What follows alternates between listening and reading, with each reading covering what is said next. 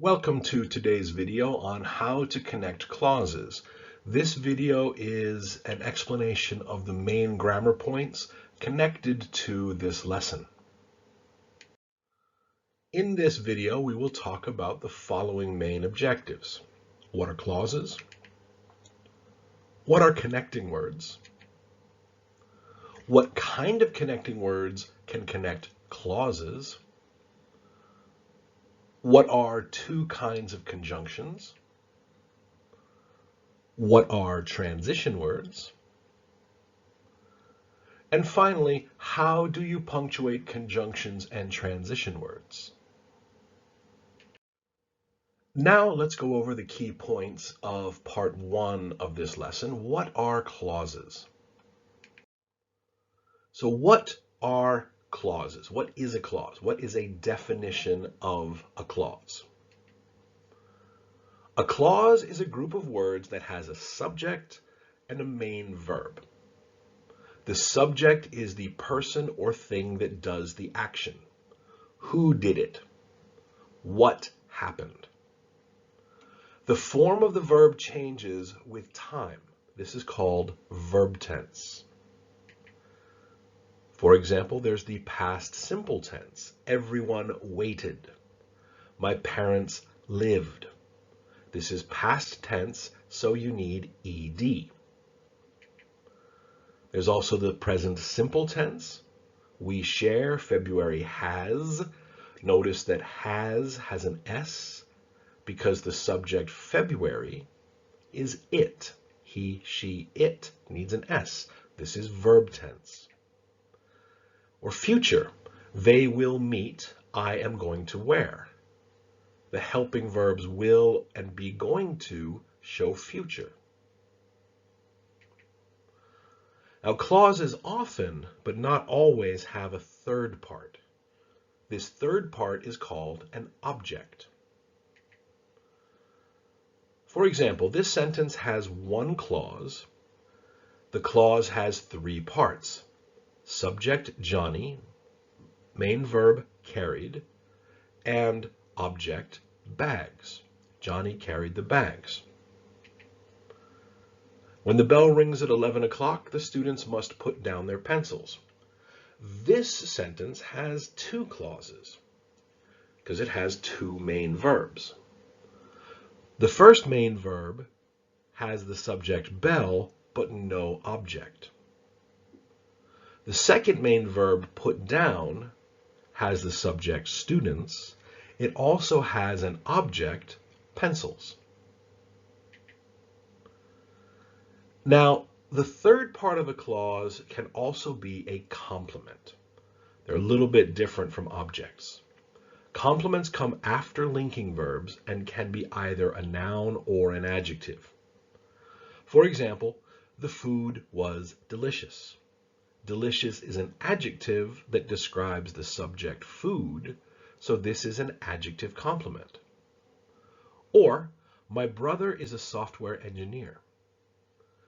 Engineer and brother are the same person, so this is a noun complement. And this is all you need to be successful on the first exercises. Just find these main parts. Subject, main verb, and when there is one, object or complement. And that's it. I'll see you in the next part. Now let's talk about the main points for part 2, connecting words. What are connecting words?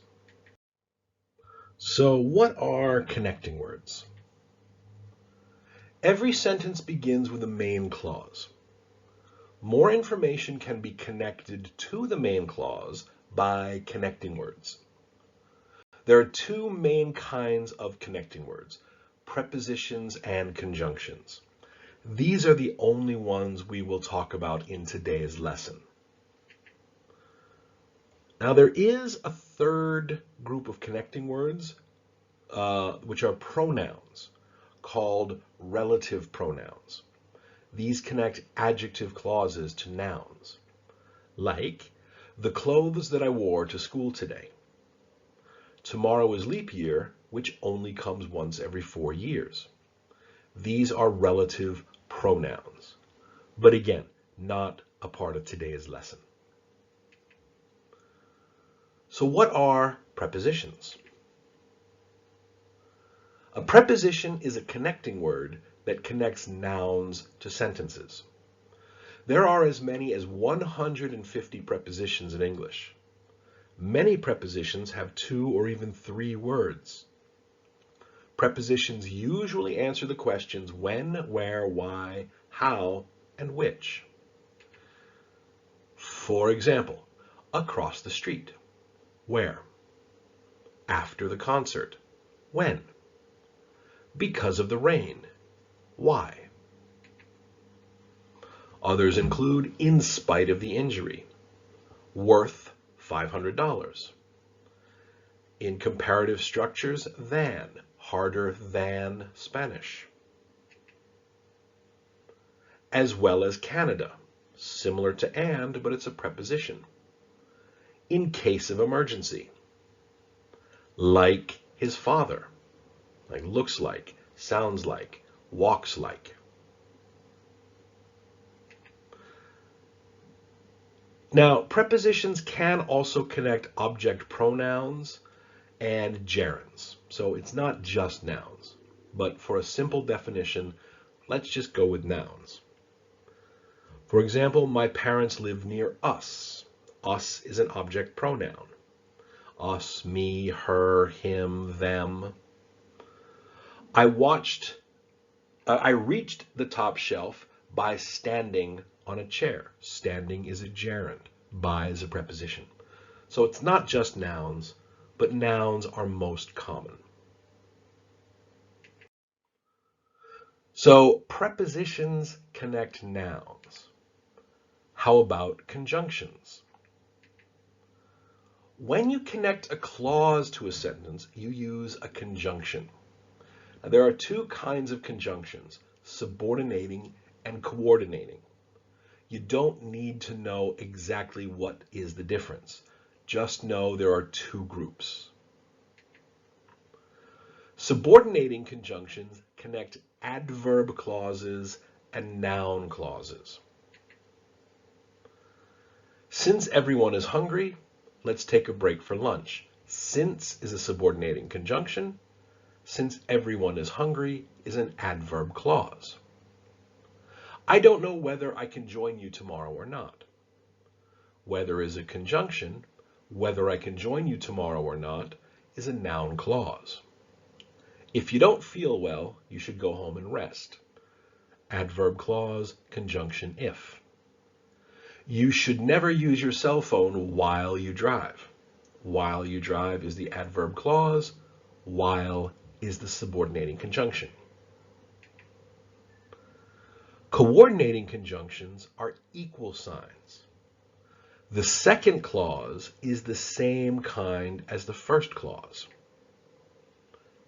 For example, 2 main clauses.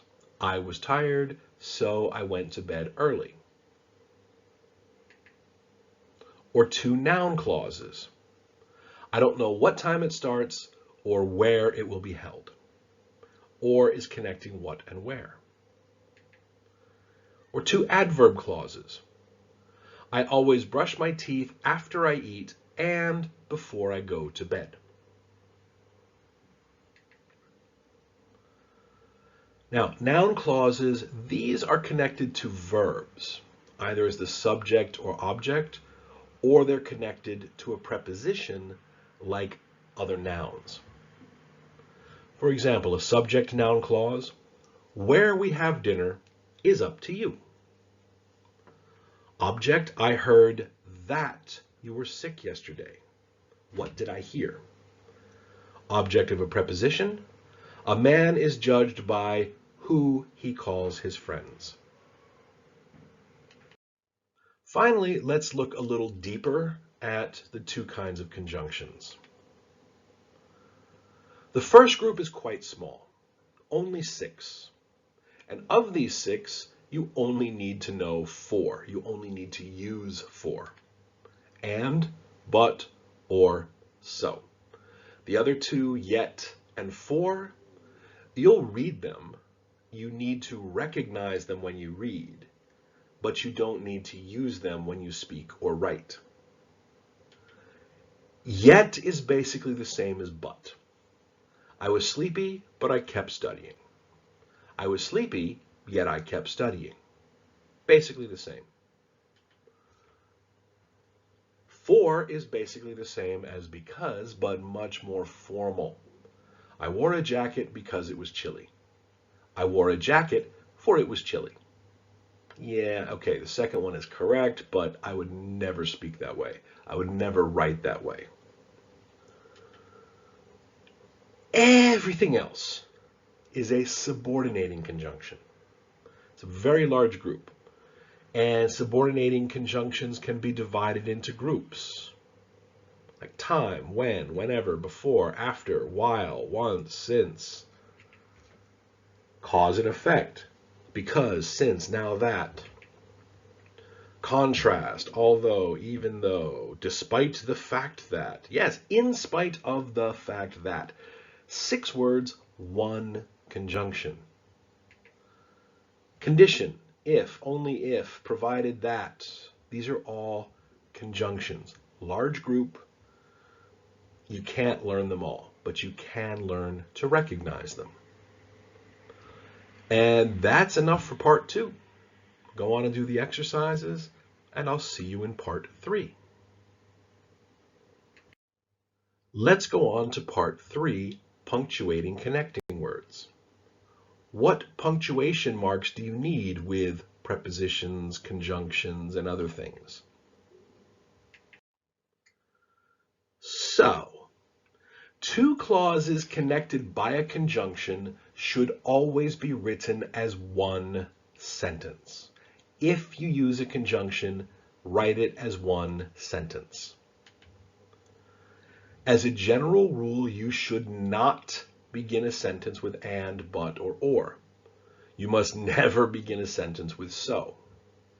And you will read it. Certain styles allow this. But as a general rule, don't do it. For example, I had pasta and my wife had fish. 1 sentence is fine. But 2 sentences? No, I avoid this. The weather was terrible, so the picnic had to be canceled. 1 sentence, fine. 2 sentences, no. An adverb clause with a conjunction like because can come before or after the main clause. So you can begin a sentence with because.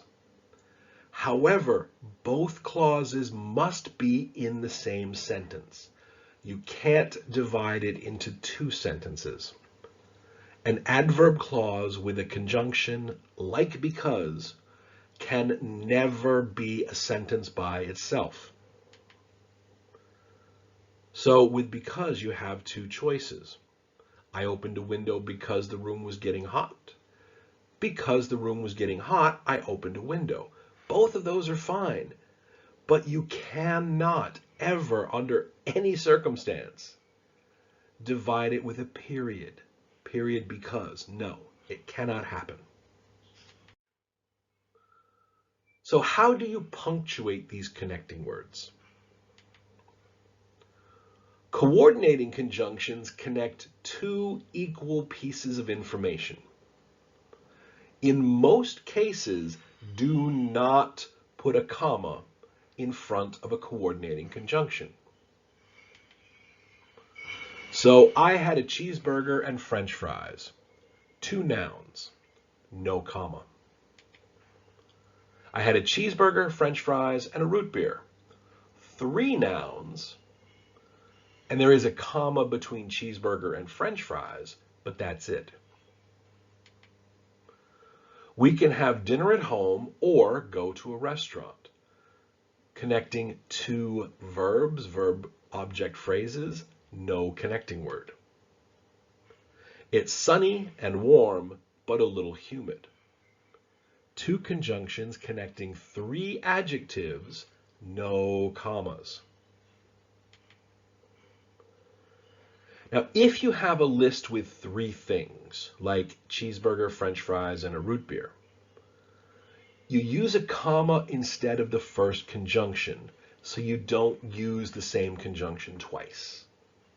Instead of saying I had a cheeseburger and French fries and a root beer, just use a comma in writing for the first and.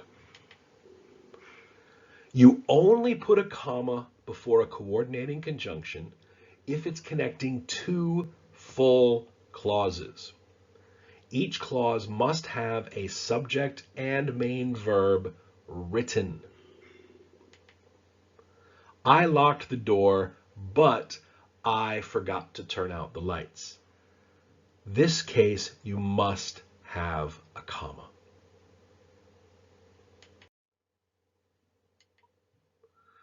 Subordinating conjunctions, because if, when, that large group, subordinating conjunctions connect two complete clauses, a main clause and an adverb clause. This is the clause with the conjunction. So you should go home if you are feeling sick. If the conjunction is in the middle of the sentence, then do not use a comma. This is a general rule. However, you can change the order. If you are feeling sick, you should go home. If you begin the sentence with the conjunction, then you need a comma in the middle of the sentence. Again, general rules. You can usually change the order of information, but the subordinating conjunction moves with the clause. Transition words. This is a tricky group for students. Transition words are a specific kind of adverb used to connect two clauses. Transition words have the same meaning as prepositions and conjunctions, the same meaning. Like therefore is a transition word. Final exams are starting next week. Therefore, everyone is starting to get nervous. Therefore is basically the same as so. The weather was cold and rainy. Nevertheless, dozens of surfers were enjoying the large storm surf. You could use but instead of nevertheless. Transition words are sometimes 2 or 3 word phrases, like prepositional phrases, but they should be considered one adverb. There was a 3-car accident on the freeway. As a result, many people were late for work today. As a result is a transition word. You could call it a transition phrase, I guess, but as a result works together as one group. There are several programs to broaden students' horizons. For example, students can study abroad for a year. Students can join many international clubs as well. Now we have 2 transition words. For example, at the beginning and as well at the end of another sentence. Transition words don't have to be the first word or phrase. Like other adverbs, transition words are flexible and can be put in several different places in a sentence. My wife doesn't like to watch football or baseball. However, she loves to watch the Olympics and Grand Slam tennis. My wife doesn't like to watch football or baseball. She does, however, love to watch the Olympics and Grand Slam tennis. However is an adverb, so it can move around. Where students often have problems is thinking that because words have basically the same meaning, they're used exactly the same way. It's very important to understand that the same meaning but different parts of speech mean different rules, especially for punctuation.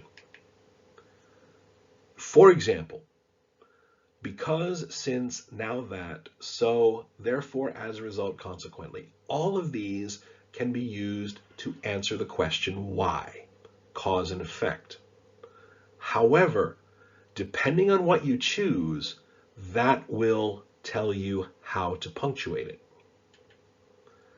For example, 4 sentences, all about Kevin forgetting his turn signal and retaking the driver's test. The first 2 have because. When because is in the middle, there's no comma. When it's at the beginning, there's a comma in the middle, because it's a subordinating conjunction. When you use so, the organization changes, and because so is a coordinating conjunction, you need a comma as well. So no comma before because, but a comma before so. Therefore is an adverb, so it can only be used between 2 sentences. Period, therefore. Also notice that these transition words very often, usually, should have a comma after. Another one that's commonly mistaken, and, also, and then. And is a conjunction, also and then are adverbs. So if I connect the information, did my laundry, clean my apartment, with and, one sentence is fine. In fact, I don't even need to repeat I. If I use also, I need a period and a new sentence, and I must repeat the subject as well. And then together is very common. I can use then in the middle of a sentence, but I must also include and with a comma. If I want to use then by itself, it has to be between 2 sentences with a period. You could also probably argue, maybe put a comma after then. This one is not so necessary, but then, comma, is fine. And that's it for how to connect information, how to use connecting words. I hope you feel more confident, and I hope this helps you make fewer mistakes when you write. Finish the last exercises, and I'll see you in another lesson. Aloha.